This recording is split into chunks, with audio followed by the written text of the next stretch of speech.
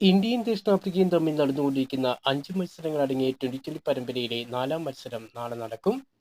ലക്നൌവിലെ Atal Bihari Vajpayee stadium വേദിയാകുന്ന മത്സരം രാത്രി 7 മണിക്കാണ് ആരംഭിക്കുന്നത്.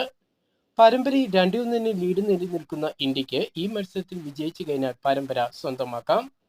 അതിനാൽ ഇരു ടീമുകളെ സംബന്ധിച്ച് നിർണായക പോരാട്ടം തന്നെയാണ്. പരമ്പര സ്വന്തമാക്കാൻ ഇന്ത്യയും കൈവിട്ടുപോകാതെ നോക്കാൻ ദക്ഷിണാഫ്രിക്കയും ഇറങ്ങുമ്പോൾ മറ്റൊരു ആവേശ പോരാട്ടമാണ് ആരാധകരെ കാത്തിരിക്കുന്നത്.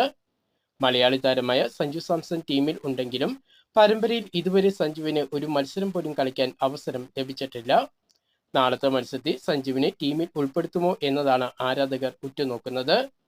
ഇന്ത്യൻ ഉപനായകൻ ശുഭ്മാൻ ഗിൽ പരമ്പരയിൽ കഴിഞ്ഞ 3 മത്സരങ്ങളിലും മോശം പ്രകടനം തുടരുമ്പോഴും താരത്തെ ടീമിൽ ഉൾപ്പെടുത്തുവാനുള്ള തീരുമാനത്തിൽ ഇന്ത്യ ഉറച്ചു നിൽക്കുന്നത് സഞ്ജുവിന് തിരിച്ചടിയാകുന്നുണ്ട്.